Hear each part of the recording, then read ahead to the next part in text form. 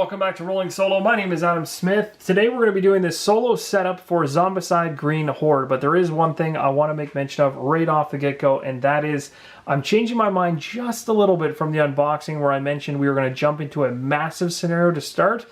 I did get some comments back from some people that really want to see Zombicide at the tutorial level first. But in order to keep that tutorial level or quest 0 level exciting, we're going to do a small 4-tile scenario to start. And that's the very first thing you do in setup is pick your quest. So I'm going to show you guys exactly which quest we're doing. It's quest 0. It is the tutorial one. And the reason I'm going with it is because it allows for 4 survivors. It should be quick and it's easy. And I can show you guys the basics of Green Horde and how to play for those people that have never played the game before. But in order to spice it up, for those of you that have seen this game in action before, have seen Zombicide in some iteration, I'm going to add in all the stretch goals from the Kickstarter, which means a ton of abominations that are all going to be crazy and throwing themselves at us. We're going to have to try to survive it, which will make the tutorial scenario a lot more exciting to watch. After we complete the tutorial, then I'd love to jump into, if there's interest, a bigger scenario. And I really want to do this. So if someone's interested in seeing the next quest, or we go up to something that's even bigger, I think it'd be a lot of fun. But I'm going to leave that up to you guys to let me know whether or not there's interest for that. But I think even if there's not enough interest, I still kind of want to do it. I've always wanted to have a really big Zombicide game with some serious amount of time and abominations to get on the table and really see if I can survive it. Especially on camera, I think it'd be a blast. So anyway, that's the first step, is choosing your quest. So let's move on to the second step. All right, so step number 2 is for us to get the tiles out for this specific scenario, the Evil Shrine. So we need tiles 16R, 17R, 18R, and 20V in this configuration, which you can see visually in the rulebook just like this. So I'm going to go ahead and grab those 4. We're going to set them up on the mat here and get ready to go to step number 3. All right, and just like that, we've got the whole map set up just as it shows in the manual here for Quest 0. So we're going to move on to the third step. The first part of step number 3 is to place the doors. So you can see here, we've got 3D doors from Zombicide Black Plague here in order to make it a little more visual as to the doors opening and closing when we go through the scenario. So everything here now doors-wise is set up as the first part of step number 3. And in order to complete step number 3, we only have to put out the remaining tokens for the quest. We're going to start off with just a quick mention that is not a token, but way up here, this square right here, is where our heroes will be entering. We'll be talking more about that when we get them into play set up. So let's move into the tokens. The first major token is going to be the major objective, which is blue. We'll talk more about what the blue objective actually is and what we have to do in order to gain it in a little bit later. So first we're going to place this where it needs to go based on Quest 0. It's going to be in this location right here. Next we have 2 red X's, which you can see right here. Now one of these is green on the bottom, and I don't know which one it is. I'm totally honest when I say that. I actually don't. I've spun this around multiple times without looking, and I've also shuffled it around in my hands and not known, which end is where. So one of these 2 is green. So I'm going to place one in this location here based on Quest 0's layout in the rulebook, and the other one is going to land right here. So one of these is going to be doing something for us. We'll be reading more about that as we go along. Next up, we're going to talk about spawn zones. So we have, first off, a green spawn zone, and that spawn zone is going to be right here. So this is where zombies can enter into the scenario. We also have a regular red spawn area, which is going to be right here, next to these 2 doors, unfortunately, near the bottom or southern part of the map. And then the blue spawn zone, which is way up north over here. So those are the 3 spawn zones that this particular setup requires us to put up in advance. Next, we're going to put out the trebuchet. That's right, even in Quest 0 in Green Horde, the wonderful trebuchet gets to be used, which is awesome. It'll be placed right here inside this square like so. Next, after this, we're going to place the exit zone. So the exit zone is going to likely be where our heroes need to, or our survivors need to get to in order to escape once they've completed all their objectives.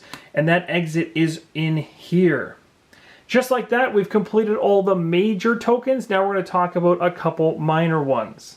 So at the very top of the board here, I've placed 4 stacks of noise tokens so that we can use these as we begin to make noise throughout this scenario. You can make noise a number of different ways. Using certain weapons will make noise. Trying to attempt to crack open doors can make noise. And zombies are obviously pulled in certain directions based on noise. So they are a very, very important token to have handy. We'll be using those quite a bit during the playthrough.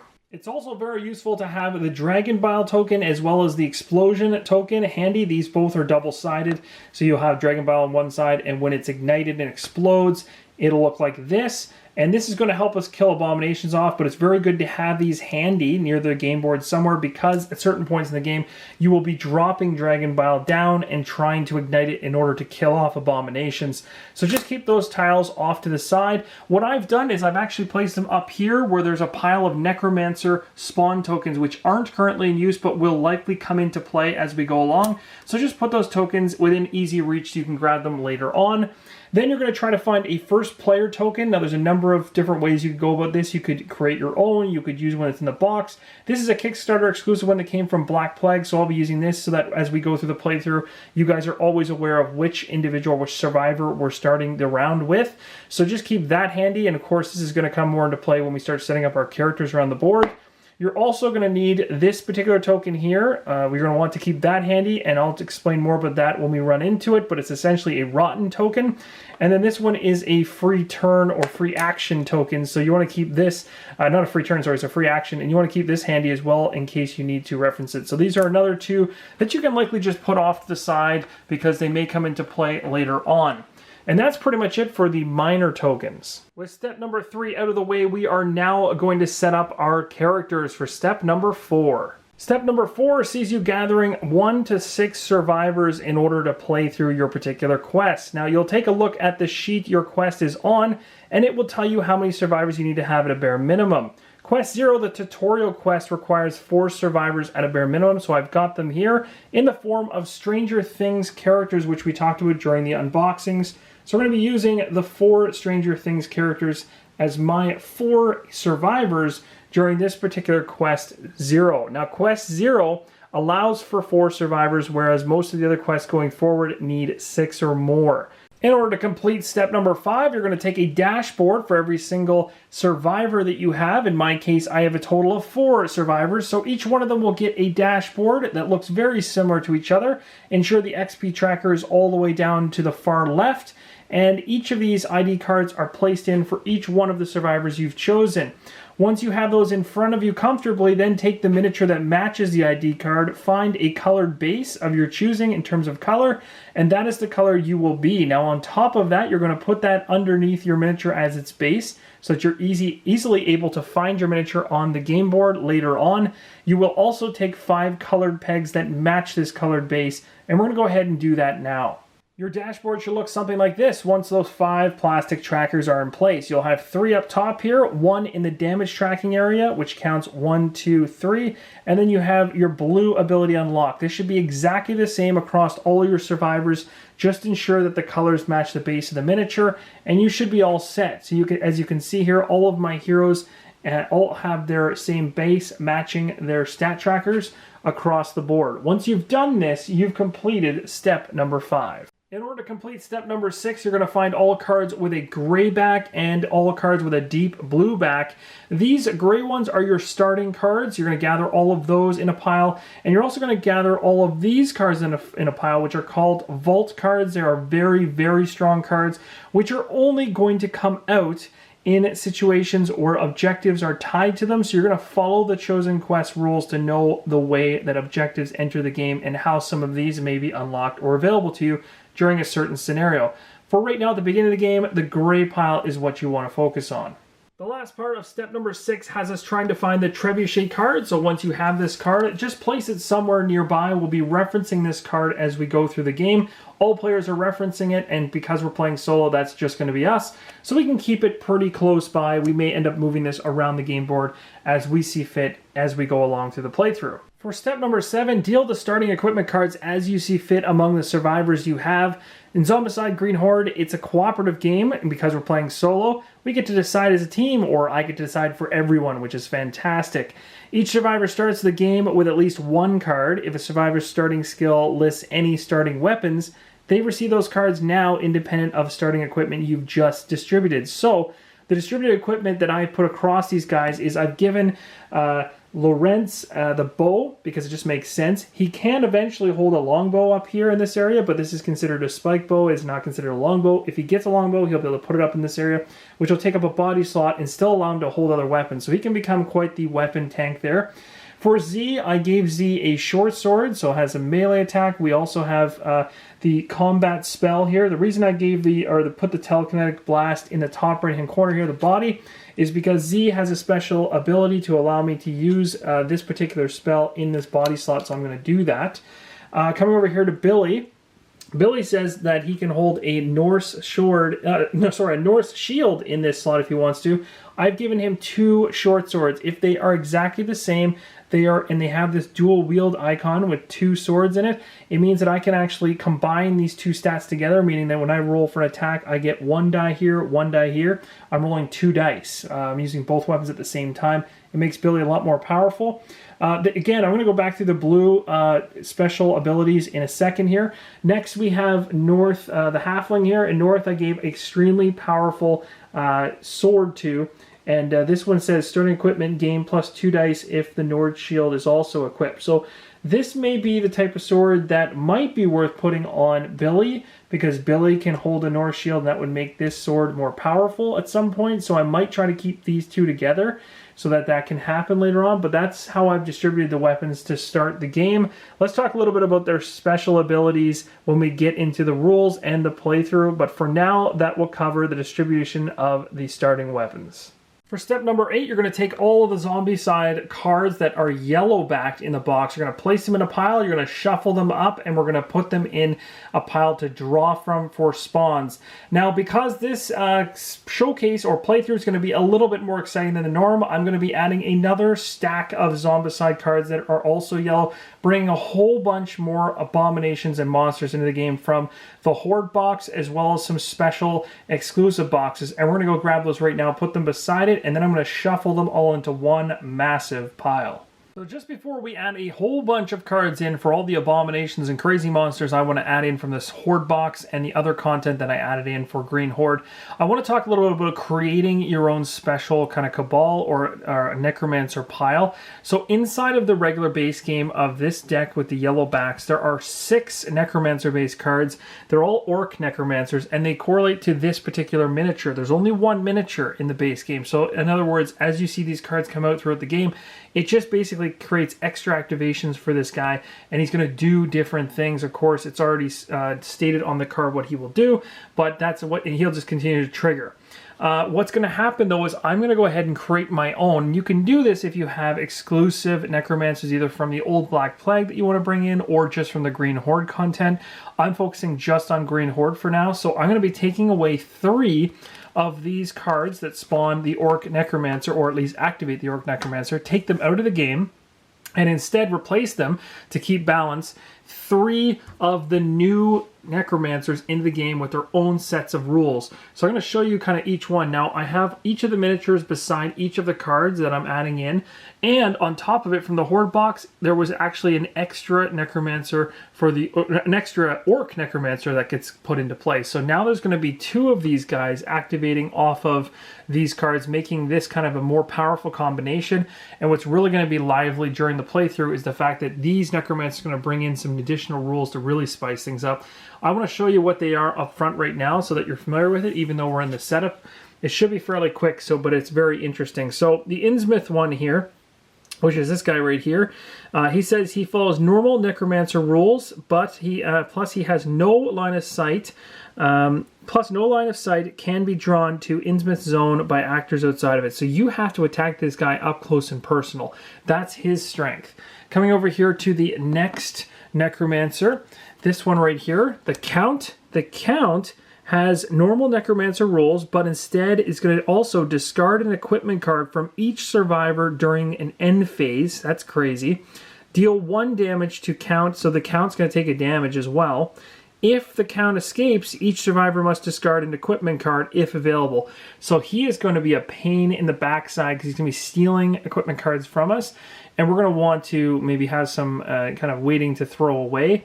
But that'll be a very interesting mechanic to have to deal with. And the third special necromancer coming in is Queen Severa, if I'm pronouncing her name correctly. She's very, very cool looking, but she's also very vicious because she can deal damage from a distance.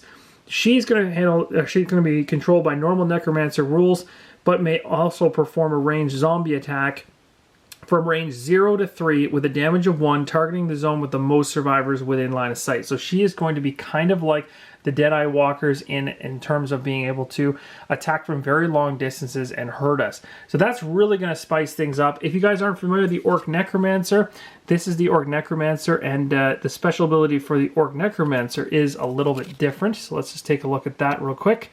So it says all necromancers already on the board gain an extra activation, so that's obviously going to make them really powerful. So having these cards is not only going to give these guys an activation, but also activate all the other necromancers that might be in play.